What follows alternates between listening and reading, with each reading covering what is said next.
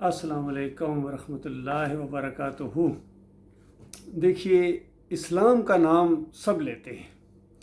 اور ہر ایک کی خواہش بھی ہے، دعائیں بھی ہیں کہ وہ اسلام کو تقویت دے رہے ہیں، اسلام کی بات کر رہے ہیں، اسلام کی بالادستی چاہتے ہیں، مدینہ ریاست بن جانی چاہیے۔ ہر ایک لے رہا ہے۔ عمران خان صاحب آپ لے رہے ہیں بہت زیادہ کہ اسلامی آپ جو ہو گئے، مذہبی ٹائپ آپ ہو گئے ہیں۔ فضل الرحمان صاحب لے رہے ہیں، طارق جمیل لے رہا ہے، طاہر القادری، ڈاکٹر اسرار پوری زندگی لگے رہے۔ اب ایک ویڈیو میں آپ کو سناتا ہوں، انہوں نے بھی بڑی اسلام کی بات کی تھی، آپ دیکھیے ذرا، اس کے بعد ان سب کے اوپر میں تبصرہ کروں گا۔ میں اسلام کا نام بار بار لیتا ہوں تو اکثر پوچھا جاتا ہے کہ آپ کس اسلام کی بات کرتے ہیں؟ میں کہتا ہوں میں اس اسلام کی بات کر رہا ہوں جو ہادی عالم حضرت محمد مصطفیٰ صلی اللہ علیہ وسلم نے ہم تک پہنچایا۔ پھر سنیں۔ میں اس اسلام کی بات کر رہا ہوں جو ماضی کا ہی نہیں مستقبل کا بھی دین ہے۔ جب میں اسلام کا نام بار بار لیتا ہوں تو اکثر پوچھا جاتا ہے کہ آپ کس اسلام کی بات کرتے ہیں؟ میں کہتا ہوں میں اس اسلام کی بات کر رہا ہوں جو ہادی عالم حضرت محمد مصطفیٰ صلی اللہ علیہ وسلم نے ہم تک پہنچایا۔ میں اس اسلام کی بات کر رہا ہوں جو ماضی کا ہی نہیں مستقبل کا بھی دین ہے۔ جب میں اسلام کا نام دیکھیے، ان کے بارے میں یہ مشہور ہو گیا تھا کہ امیر المومنین بس بننے والے ہیں اور پوری کوالیفیکیشن ان کی پوری ہے، صرف اگر داڑھی ان کی اگائے تو پھر پوری طرح یہ امیر المومنین بننے کے خواب دیکھ رہے تھے۔ اور ابھی یہ کہہ رہے ہیں کہ میں اس اسلام کی بات کرتا ہوں کہ جو آخری نبی محمد صلی اللہ علیہ وآلہ وسلم نے پیش کیا تھا، جو صرف ماضی کا نہیں بلکہ مستقبل کا دین ہے۔ تو اصولی طور پر کتنی زبردست ایک نکتے کی بات ہے کہ عام طور پر ایسے لوگ سمجھتے ہیں کہ آج سے 1400 سال پہلے یہ ایک اسلامی جو حکومت قائم ہوئی تھی، مدینہ کی ریاست، تو شاید یہ گزشتہ ماضی کی کوئی باتیں ہیں، لیکن حقیقت یہ ہے کہ ماضی نہیں، یہ مستقبل کی بات ہے کہ مستقبل میں بھی اسی دین نے غلبہ پکڑنا ہے۔ اور نام سارے لیتے ہیں کہ محمد صلی اللہ علیہ وآلہ وسلم، لیکن ان کی پوری زندگیاں عملی طور پر نبی علیہ السلام کی زندگی کے بالکل مخالف رہی ہیں، بلکہ اس دین کا تو انہوں نے راستہ روکا ہوا ہے۔ اب میں صرف انہی جنرل ضیاء صاحب کی بات کرتا ہوں۔ میں خود فوجی افسر ہوں، اس لیے میں آفیسرز کے ساتھ میرا ایک تعلق ہے۔ میں 7 پنجاب ریجمنٹ سے ریٹائرڈ ہوں۔ 70th PA میں لانگ کورس تھا میرا، PA نمبر 23232، ارشد کرملائی میرا نام ہے۔ تو دیکھیے پوری زندگی کتنا ان کو موقع ملا، اور ایک وقت ایسا آ گیا کہ فوج بھی پوری طرح ان کے انڈر تھی اور عوام بھی گویا انڈر تھی، اور یعنی وہ بھی ان کو ایک پسند کرتے تھے۔ کوئی زبردستی نہیں ان کے اوپر حکومت کی ہوئی تھی، لوگ پسند کرنا شروع ہو گئے تھے۔ تو کتنا بہترین موقع تھا کہ اس پاکستان کو صحیح معنوں میں پاکستان بنایا جائے، لیکن شرک اور کفر چلتا رہا۔ اللہ کے علاوہ دوسروں کی پکاریں، دوسروں کی نظر و نیازیں، چادریں چڑھائی جا رہی ہیں، عرس اور میلے کیے جا رہے ہیں۔ بلکہ یہ خود بھی ایک دفعہ ان کی خبر آئی تھی کہ امام بری میلے پر گئے ہیں، حضرت صاحب رنگون میں گئے ہیں، وہاں جا کے گھنٹہ کھڑکایا ہے انہوں نے، اور یہ اسلام نافذ کر دیں گے۔ اور اندرا گاندھی کے مرنے کے اوپر میں نے اپنی آنکھوں سے دیکھا کہ جنرل صاحب گئے ہیں وہاں، انڈیا گئے ہیں، اور وہاں جا کے اس کی جو ہوتی ہے ان کی، اس کے اوپر ہاتھ کھڑے کر کے دعائیں مانگ رہے ہیں۔ وہ اللہ کے بندو، تمہیں ذرا سینس بھی نہیں ہے اسلام کا کہ کیا کون سا اسلام؟ نبی صلی اللہ علیہ وآلہ وسلم نے تو پہلے دن جس بات کا آغاز کیا تھا کہ لوگوں کہو اللہ کے علاوہ کوئی معبود نہیں ہے، کہو اللہ کے علاوہ کوئی معبود نہیں ہے، کامیاب ہو جاؤ گے۔ یہ لات منات حبال ابراہیم علیہ السلام کو پکارنا، ان کی نظر و نیاز کرنا، ان کی مورتیاں بنانا، ان کے سامنے رکوع کرنا، ان کے سجدے کرنا، یہ کفر ہے، یہ اللہ کا انکار ہے، یہ نیک لوگوں کے راستے کا انکار ہے، اور اس کی وجہ سے تمہیں ہمیشہ کی آگ میں رہنا پڑے گا۔ یہ کوئی معمولی جرم نہیں ہے، یہ شرک ہے، اللہ کو گالی ہے۔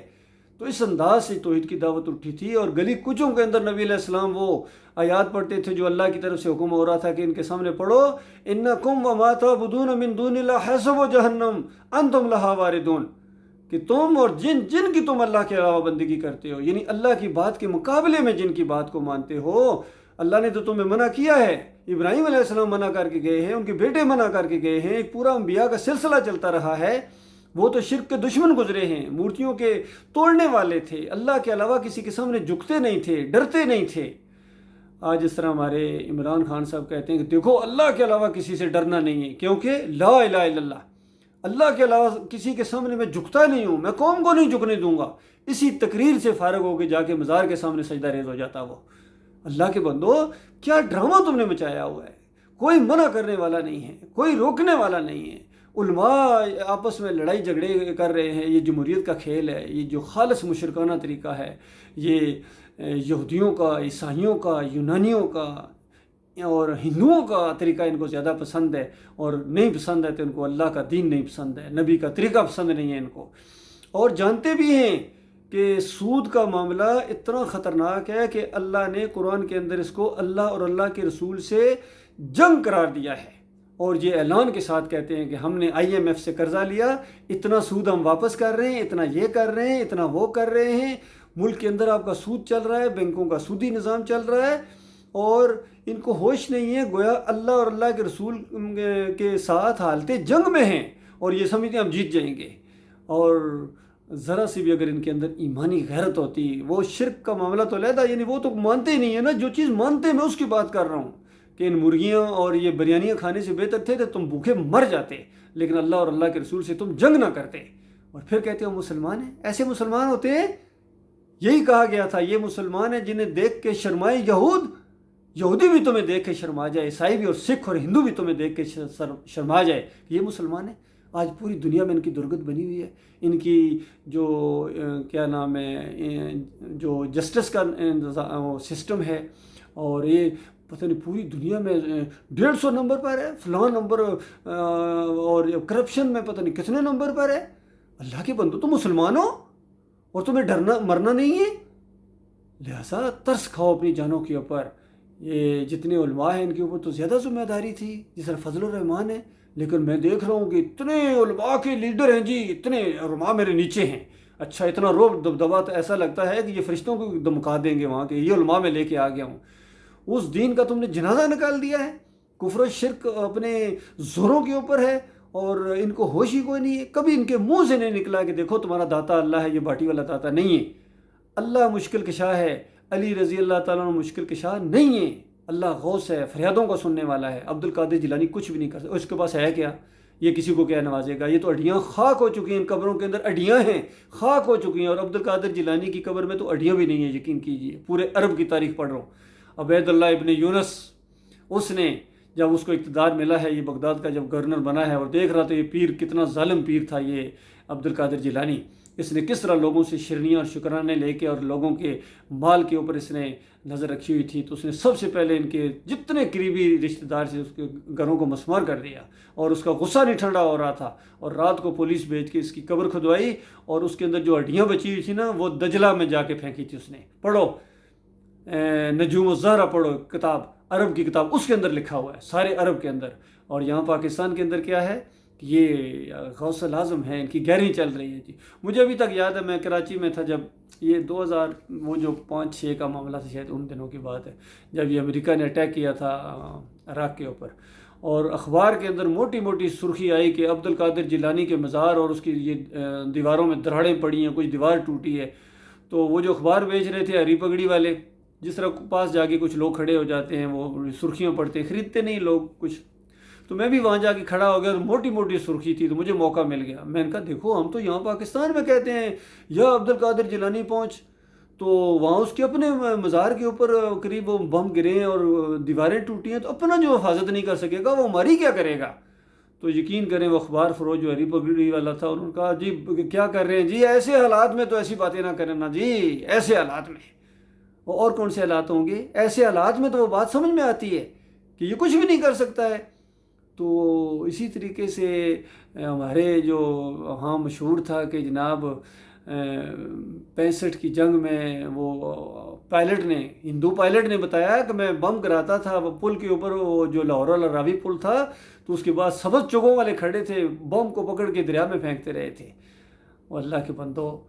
راوی اس کا وہ ترس، وہ کیا نام ہے، ہندو راوی، وہ پائلٹ، وہ اپنی جان بچانے کے لیے تمہیں وہ اس طرح کی باتیں کرتا تھا کہ اب پکڑا گیا ہوں، اب یہ میرے ساتھ سختی کریں گے۔ تو اللہ کی کتاب کہتی ہے اموات غیر احیاء، یہ مردہ ہیں، ان کے اندر زندگی کی رمق تک باقی نہیں ہے، جو مرنے کے اوپر اپنے چہرے سے مکھیاں نہیں اڑا سکتے ہیں۔ اندازہ لگاؤ یہ بم پکڑ رہے تھے، اور ذرا یہ نہیں سوچتی ہے مشرک قوم کہ بم پکڑ رہے تھے، وہ جہاز کو کیوں نہیں پکڑ رہے تھے؟ کیونکہ بم کو پکڑنا زیادہ مشکل ہے، جہاز کو پکڑنا اس کے مقابلے میں آسان ہے، لیکن انسان جہاز کو پکڑ لے گا، بم کو پکڑ لے گا، غور کرو تمہارا دماغ نہیں کام کر رہا ہے۔ اور اسی طریقے سے علی ویری کی قبر کے اوپر ایک دفعہ بم دھماکہ ہوا تھا، یہ دہشت گرد لوگ اس طرح کی حرکتیں کرتے تھے، اور کتنے بندوں کے چیتھڑے اڑ گئے تھے۔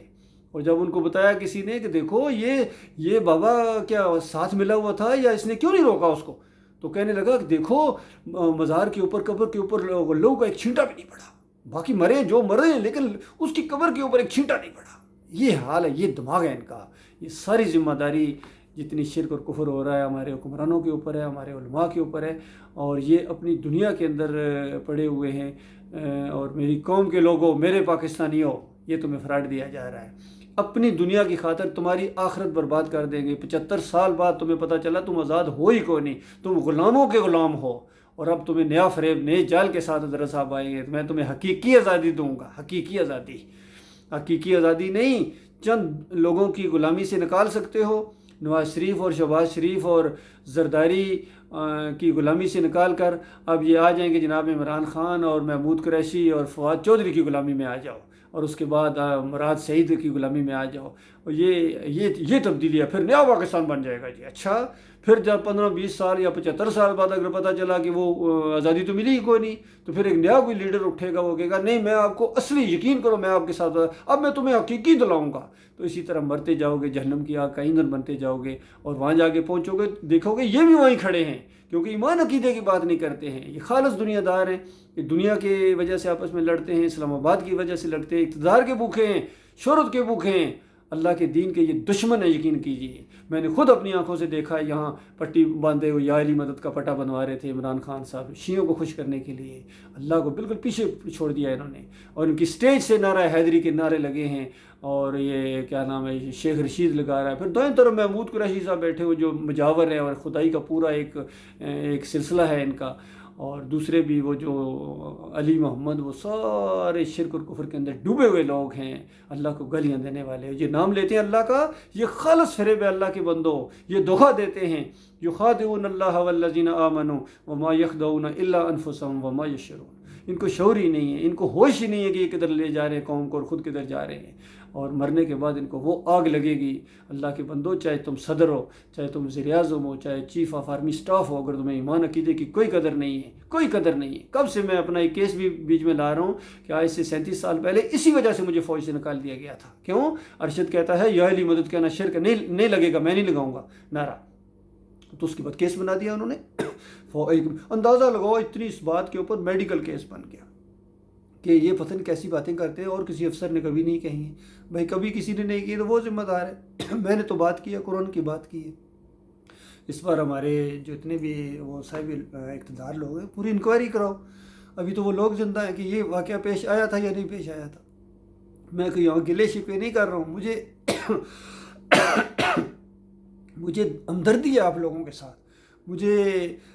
ترس آتا ہے آپ کے اوپر، قوم کا میں صحیح معنوں میں ہمدرد ہوں الحمدللہ۔ میں پیر نہیں ہوں، میں کوئی مولوی نہیں ہوں، میں کوئی سیاسی لیڈر نہیں ہوں، مجھے قرآن اور حدیث کا علم اللہ تعالیٰ نے عطا فرمایا، میں توحید کو پہچان گیا ہوں، شرک کو میں پہچان گیا ہوں، اور جان بچے گی جہنم کی آگ کے اندر جب تک یہ 4 باتیں نہیں آئیں گی: ایمان خالص، عمل صالح، وتواصوا بالحق، اور وتواصوا بالصبر۔ اللہ تعالیٰ غور و فکر کرنے کی توفیق عطا فرمائے۔